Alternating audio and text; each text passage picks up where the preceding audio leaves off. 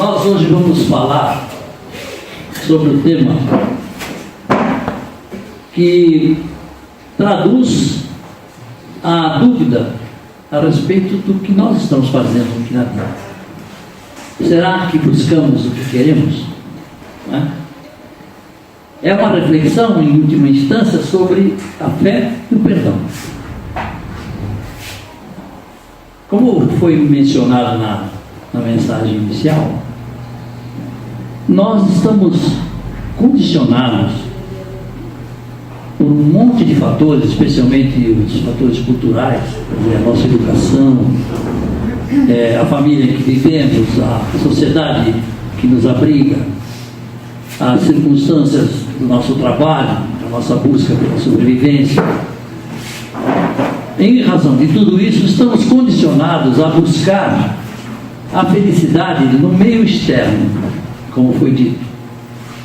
Estamos plenamente convictos de que a felicidade está na razão direta de uma conquista material. Conquista material relativizada pode ser considerada não só as conquistas dos bens materiais, mas sobretudo do status social que alcançamos, Se somos uma pessoa querida no meio onde vivemos, se somos respeitados pelo título que temos, pelo trabalho, pela nossa habilidade. Todas essas qualidades que nós buscamos são importantes, são muito importantes. Não podemos dizer que nós estamos reencarnados para sermos um eremita desprovido de qualquer vaidade, desprovidos de qualquer pretensão material, porque não somos. Mesmo porque, se assim fosse, Deus não nos proporcionaria tudo aquilo que Ele permite que nós tenhamos.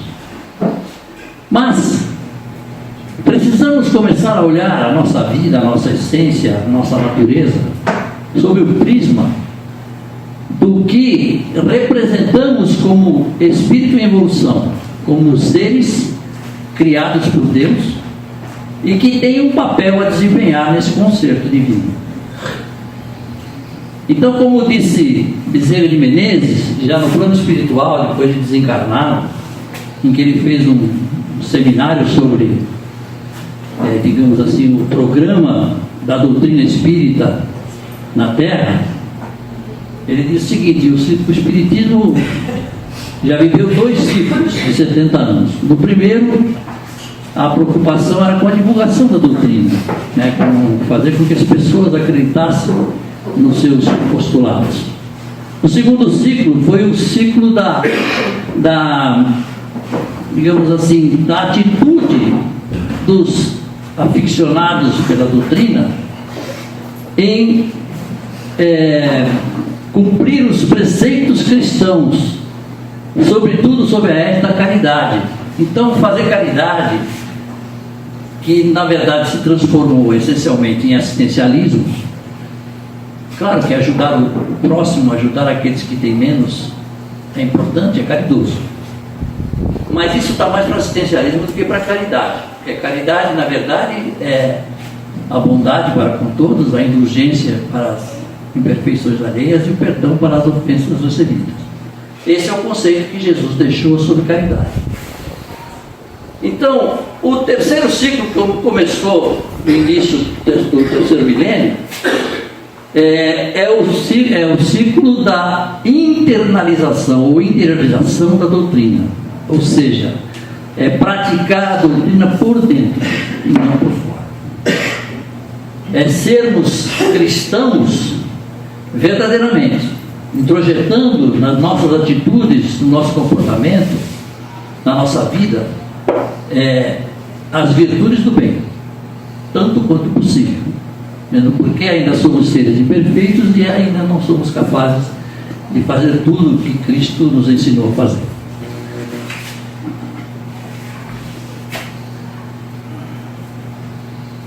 Então vamos começar pelo Evangelho, exatamente pela uma das lições que Cristo nos ensinou, sobre a figueira que secou.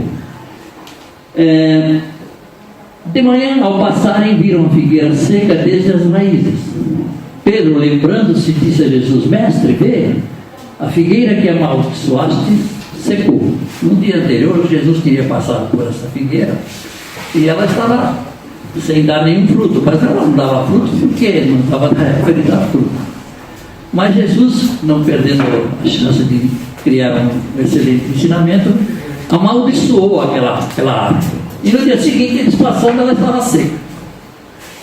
Aí Jesus responde: tenham fé em Deus. Eu asseguro que se alguém disser a este monte: levanta-se e atira-se ao mar, e não duvidar em seu coração, mas crer que acontecerá o que diz, assim será feito. Portanto, eu digo: tudo que vocês pedirem em oração, creiam que já o receberam, e assim sucederá. E quando estiverem orando, se tiverem alguma coisa contra alguém, perdoem, para que também o Pai Celestial perdoe os seus pecados. Mas se vocês não perdoarem, também o seu Pai, que está nos céus, não perdoará os seus pecados. Então Jesus, através da passagem evangélica da figueira que secou, nos dá dois ensinamentos: pedirmos, orarmos com fé e perdoarmos aqueles a quem prejudicamos, para que estejamos diante de Deus com pureza da alma. É muito fácil pedir a Deus que resolva os nossos problemas quando nós não somos capazes de perdoar aqueles que nos ofendem, não é? Então vamos fazer uma digressão sobre esse ensinamento de Jesus. Qual é o nosso desejo? Será que nós sabemos qual é o nosso desejo? O que queremos realmente da vida? Para que vivemos? Qual a nossa busca verdadeira? Será que nós fazemos essas perguntas? Será que em algum momento da nossa existência atual a gente fez perguntas desse tipo? Ou a gente está num aluvião de providências e acabamos esquecendo até dos objetivos que buscamos com mais intensidade? Queremos mesmo viver a vida que levamos?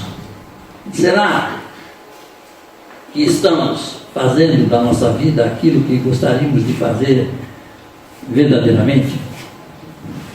Não precisem responder agora, não, tá? Queremos mesmo fazer o que fazemos?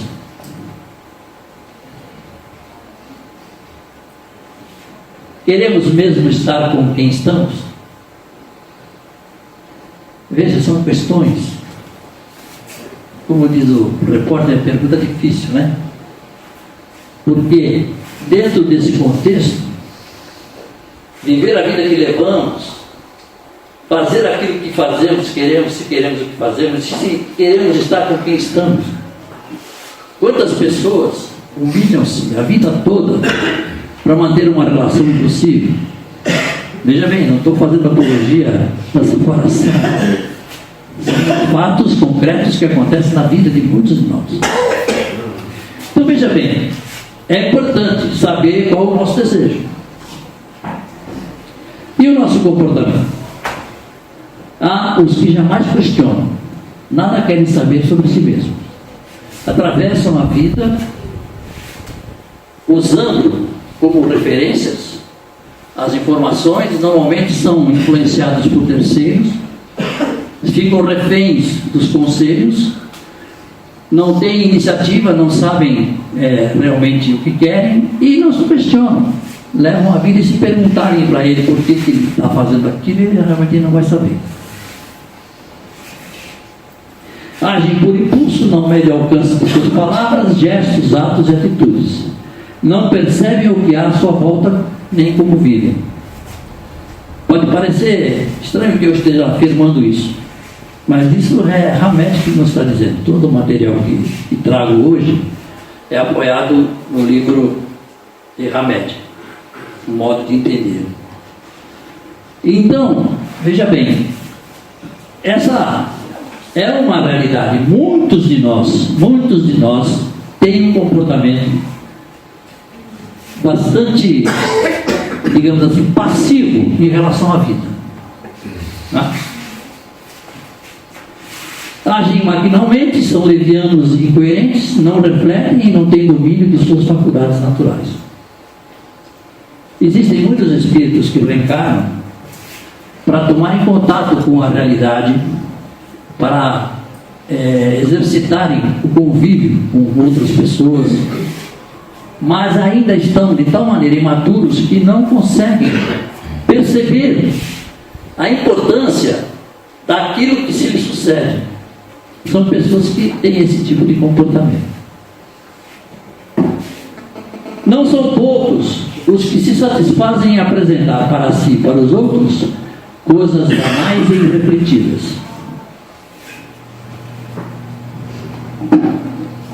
A gente vê no dia a dia, hoje especialmente na sociedade humana, eu que sou de uma geração mais antiga, né?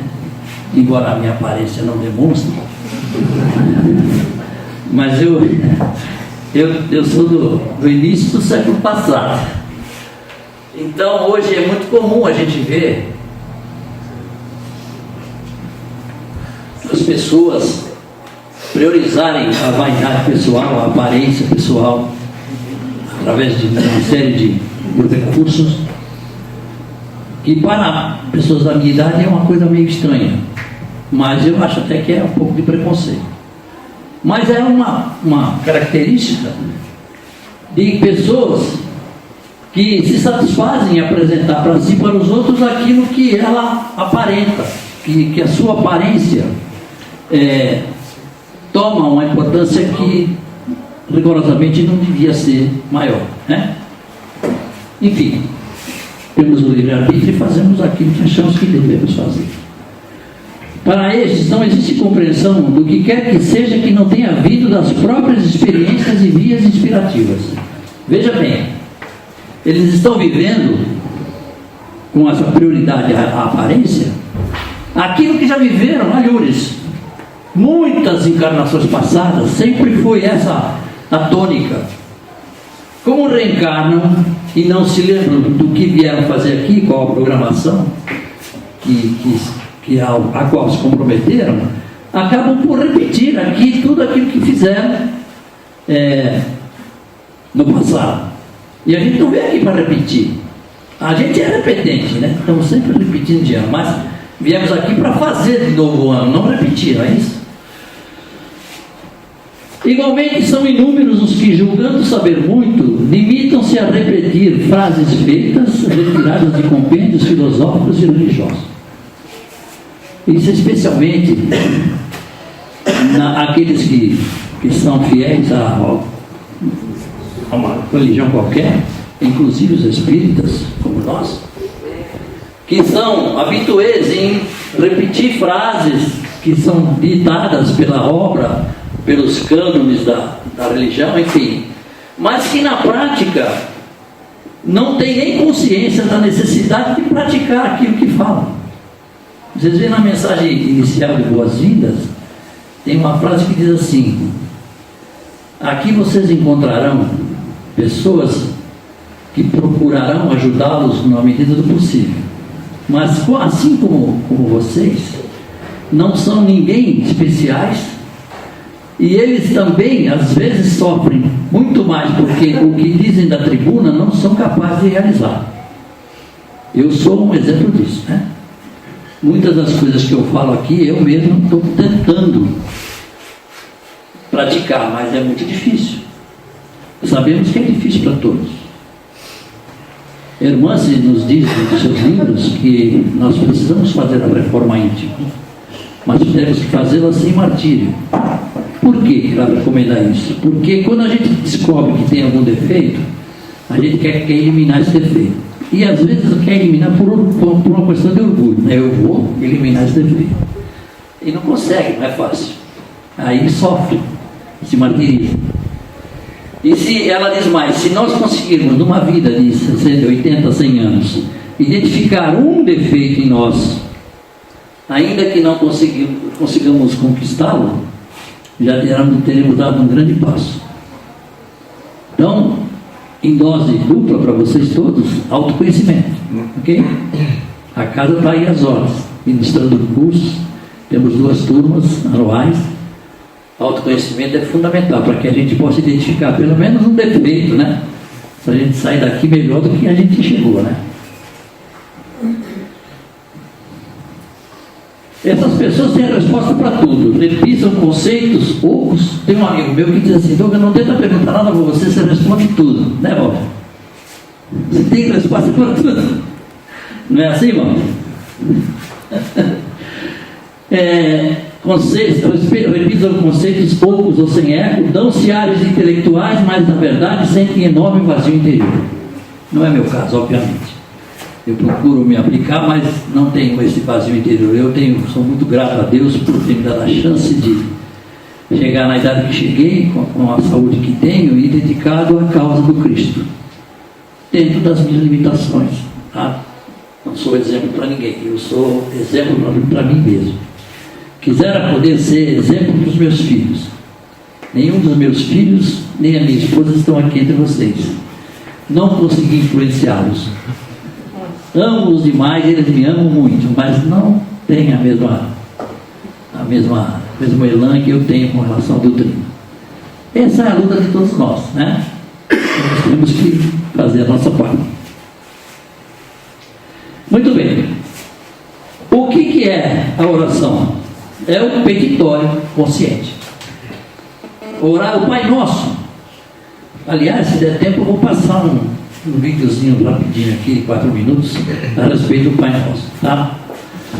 Será de grande utilidade a nossa caminhada evolutiva prestarmos atenção reflexiva às palavras do Cristo Jesus. Por isso vos digo, tudo que pedirdes na oração, crede que o tendes recebido e ser-vos-á dado. Na verdade, aquilo que a gente pede, ela está ligada a uma espécie de intuição que Deus já colocou em nós, para que a gente se lembre de pedir, porque na verdade já está reservado, tá? Agora, se a gente não pedir, não vem, viu? O que buscamos, na verdade? Será que pedimos o que de fato desejamos? Quando a gente faz uma oração e pede por si mesmo ou por alguém que amamos, para que esse ser, sejamos nós ou esse terceiro, se livre de uma doença grave, será que estamos pedindo? Caramba, eu voltei tudo aqui. Será que estamos pedindo o que de fato desejamos? Achamos que sim, né? Achamos que sim. Só que, se não tivermos certeza de que estamos pedindo, poderá ser nos dado tudo aquilo de que não gostamos. Porque Deus só nos dá aquilo que é importante para nós.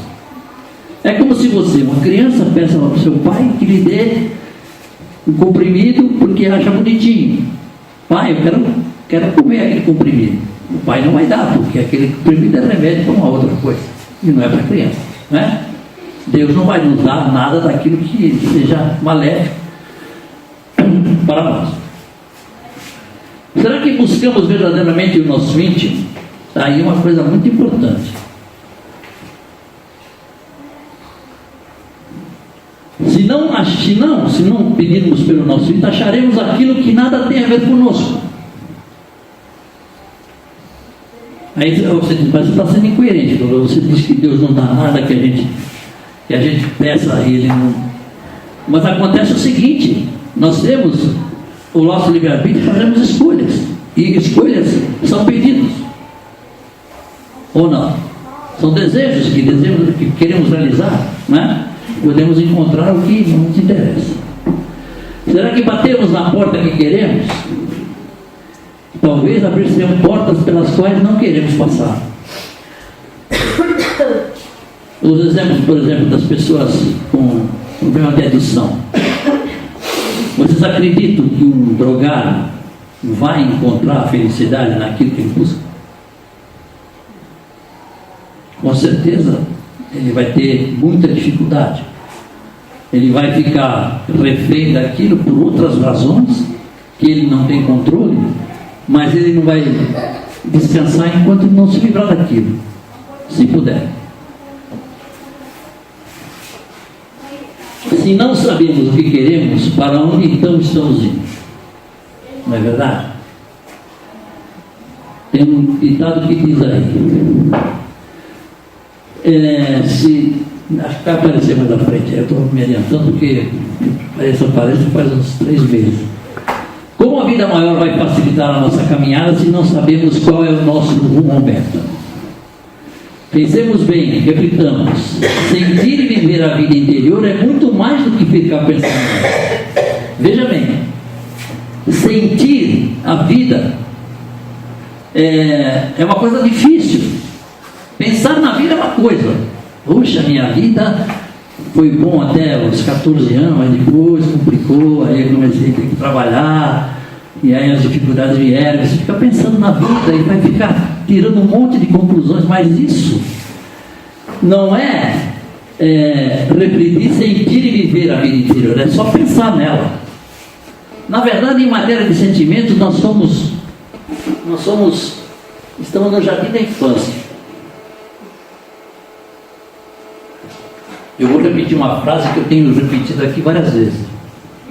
Hamed nos diz o seguinte: nós não somos o que pensamos que somos, nós não somos o que os outros pensam que somos, nós somos o que sentimos.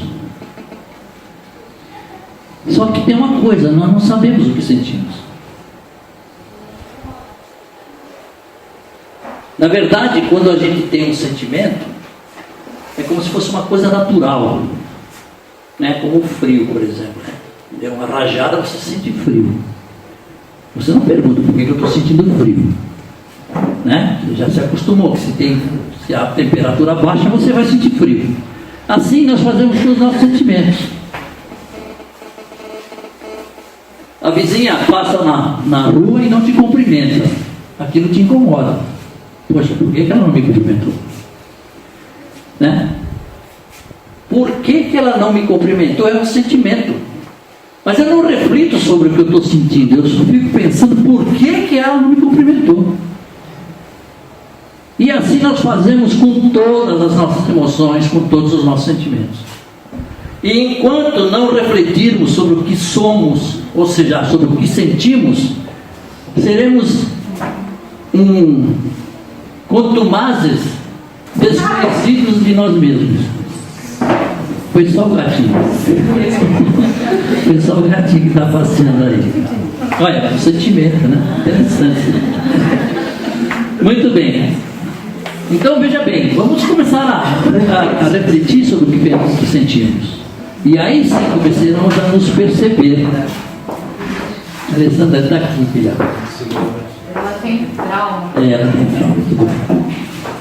Veja bem. Se alguém puder pegá-lo. Isso, o Juliano já beber pegou. uma sala. Isso. Põe ele. Necessitamos tomar uma atitude de observação interna e externa, de atenção perceptiva, junto com o anseio de encontrarmos o nosso verdadeiro lugar na vida, de entendermos o sentido das coisas que nos acontecem, visto que tudo tem um significado implícito. Essa é uma recomendação de Hamed, né? Um ensinamento. Diante de uma infinidade de pensamentos concluídos e opiniões prontas, é um erro de cálculo buscar respostas feitas e não pensarmos por nós mesmos. Essa é outro vício que nós temos. A gente procura buscar respostas feitas, né? Através de jargões, através de pensamentos de outrem, para resolver os nossos problemas, quando na verdade precisamos refletir o que estamos passando e qual a solução que nós somos capazes de dar. Isso não quer dizer que a gente não possa pedir ajuda, mas temos que ser autônomos nesse sentido, né? Assim fazendo, angustiamos-nos na busca ao invés de procurarmos o que está imanente na própria alma. Nós temos quase que solução para tudo, mas nós somos acomodados. Imagine-se vivendo na Groenlândia, como um esquimó. Um ser que não tem contato nem com o Ocidente, nem com o Oriente, mesmo porque ele está fora, né? Ele está fora do eixo. Mas ele vive, ele resolve os seus problemas. Resolve os seus e resolve da família também, né? Porque um pouco porque ele aprendeu com os pais, outro pouco porque certamente ele vai ter imprevistos que nunca aconteceu e ele vai ter que resolver, né? Muito bem. Como somos? Somos singulares, não tem ninguém igual a nós. Cada um de nós é uma individualidade única nos trilhões e trilhões de espíritos que são as criaturas divinas. Não existe um par, não existe. Não precisa ser muito inteligente para a gente concluir sobre isso, porque as nossas experiências, nós não conseguimos viver com ninguém 24 horas por dia, segunda a segunda. Há uma infinidade de momentos que a gente vive sozinho. E nesses momentos estamos experimentando coisas. Essas experiências são nossas, são exclusivas. Ninguém experimentou por nós. Então, se temos milhões de anos de experiências nas reencarnações passadas, imagina quanta experiência acumulamos que são exclusivamente nossas. Então somos singulares.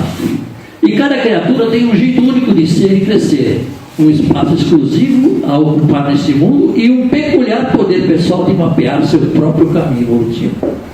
Veja bem, a evolução é uma caminhada solitária.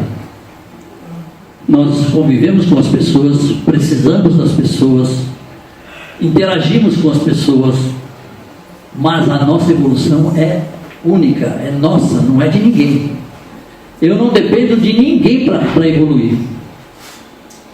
Eu não posso me apegar a alguém e dizer assim, eu preciso de você para poder aprender, para poder crescer. Não. Podemos fazê-lo por fraqueza, por ignorância, mas isso não é justificativa para garantir o nosso crescimento. Ok? Vamos ver o que devemos considerar. O que se fundamenta na opinião alheia é um conceito relativo. O que provém da realidade das coisas, o que se sente, o que se vive e nela se baseia, é fato autêntico. Está vendo? Fundamentar na opinião alheia é conceito relativo. Você pode e deve, tentando fugir aqui da microfonia, mas você pode e deve ouvir opiniões. Mas achar que a opinião que foi dada é a sua única solução é uma questão relativa, tá? Pode ser na sua concepção, mas certamente haverá outras opções, né? A grande maioria de nós prefere enxergar por meio dos olhos alheios. Entretanto, devemos fazê-lo com os nossos próprios olhos. Precisamos exercitar isso. Precisamos buscar autonomia.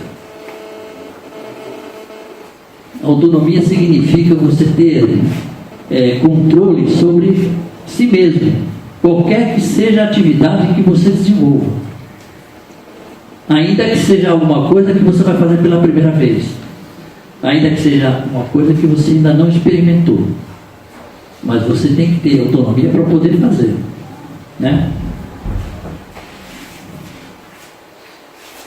Conclusão: se não soubermos realmente o que pedimos, poderemos viver uma existência sem paradeiro, como ambulante, sem rumo, sem ponto. Vamos ter que definir. Você vê que eu levantei uma série de questões aqui, não respondi nenhuma. E não me perguntem, porque eu também não poderia responder, né? Diziam os antigos sábios: nenhum vento sopra a favor de quem não sabe para onde ir. Era isso que eu queria lembrar naquela hora e acabou chegando. E é verdade. Se eu não sei para onde eu quero ir, como que o vento vai me ajudar? Né? O universo inteiro sempre conspira silenciosamente em nosso favor. Isso está inscrito na lei de atração. Deus está sempre do nosso lado. Nós é que atrapalhamos tudo. Nós é que nos desviamos do caminho. Nós é que... André Luiz conta no livro Evolução dos Mundos que nós somos co-criadores. Ou seja, nós somos criaturas que e co-criamos juntamente com o nosso Criador. Só que existem co-criadores em plano maior e co-criadores em plano menor. Em plano maior, são os espíritos que já adquiriram qualidade evolutiva tal que são capazes de construir galáxias, estrelas, sóis, né? A gente aprende com a doutrina, na parte científica, que tudo advém, tudo é extraído do fluido universal. Do fluido universal, através do pensamento, nós conseguimos construir o que quisermos. Aliás, nós já somos capazes de construir muita coisa. O corpo que cada um de vocês habita foi construído por vocês. Na programação reencarnatória, vocês é que imaginaram através do pensamento: eu quero ter um corpo assim, assado, né? Quero ser assim, quero ser assado. E isso é a força do pensamento, produzindo coisas concretas. Aí o perispírito se amolda a essa força de pensamento e o feto é influenciado por essa força. Mas eu não vou falar sobre isso, porque isso aí dá um seminário, né? Muito bem. Então veja bem, se nós, os co-criadores de plano menor somos nós, só para concluir o raciocínio, né? Que ainda não sabemos usar o nosso pensamento enquanto estamos encarnados para fazer as coisas boas, que seriam ótimas e úteis para nós mesmos. A gente, na verdade, somos co-criadores e acho que a gente atrapalha mais a obra divina do que ajuda. Isso é participação minha. Ok? Não façamos dele um aliado improdutivo. Se o universo conspira a meu favor, por que eu vou jogar contra ele? Né? E por aí vocês dizem, mas qual é a receita? Qual é o paradigma? O paradigma é Jesus, não temos outro. Se nós queremos a evolução íntima, se nós queremos o aperfeiçoamento das nossas virtudes, temos que nos basear em Jesus. E Jesus falou uma coisa simples: coisas e ao próximo como a ti mesmo. Né? Não foi isso que foi dado na mensagem inicial lá? E quando a gente começa a se amar, a se auto-amar, começa a perceber que tem defeitos e continua se amando apesar disso, nós já começamos a dar os primeiros passos para começar a amar o nosso próximo. Enquanto não soubermos nos amar, não saberemos amar o nosso próximo. E se não amarmos o nosso próximo, não estamos amando a Deus. Tire o cavalinho da chuva e diz assim: não, mas Deus eu amo, agora meu vizinho, nem tanto, né? Não dá não. Se você não amar o seu vizinho, está cheio de defeitos, como você não está amando ele.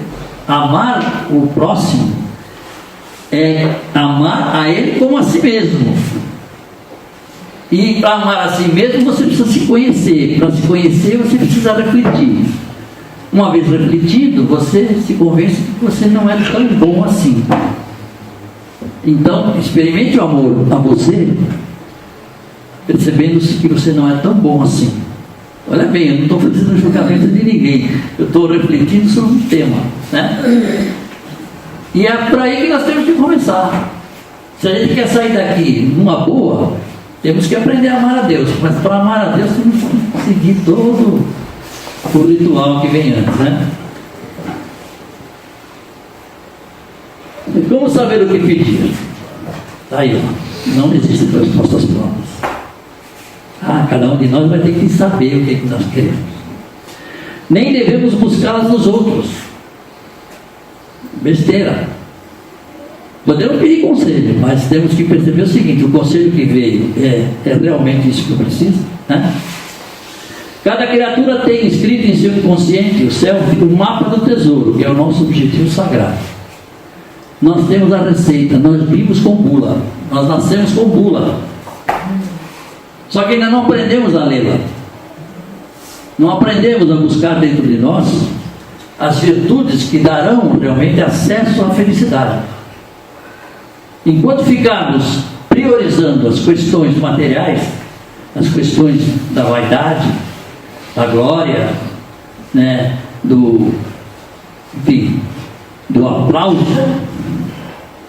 não estaremos em sintonia com o nosso self. O self, como definiu Jung, é um repositório de tudo que representa a nossa essência, aquilo que já desenvolvemos e aquilo que está por ser desenvolvido.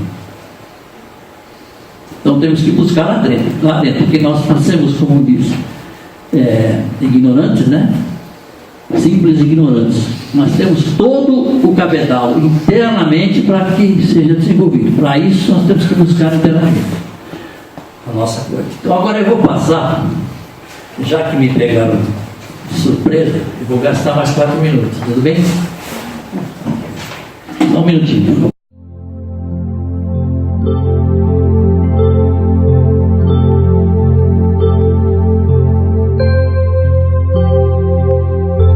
Se na minha vida eu não ajo como filho de Deus, fechando meu coração ao amor, será inútil dizer Pai Nosso. Se meus valores são representados pelos bens da terra, será inútil dizer que estás no céu. Se penso apenas em ser cristão por medo, superstição, comodismo, será inútil dizer santificado seja o vosso nome. Se acho tão sedutora a vida aqui, cheia de supérfluos e futilidades, será inútil dizer venha a nós o vosso reino.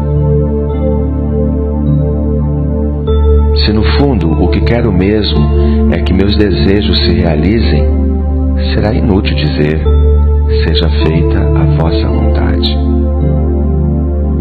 Se prefiro acumular riquezas, desprezando os meus irmãos que passam fome, será inútil dizer o pão nosso de cada dia nos dai hoje. Se não me importo em ferir, injustiçar, oprimir, magoar os que atravessam o meu caminho, será inútil dizer perdoai as nossas dívidas, assim como nós perdoamos os nossos devedores. Se escolho sempre o caminho mais fácil, que nem sempre é o caminho do Cristo, será inútil dizer e não deixeis cair em tentação. Se por minha vontade procuro os prazeres materiais, será inútil dizer livrai-nos do mal. Se sabendo que sou assim e nada faço para me modificar, será inútil dizer amém.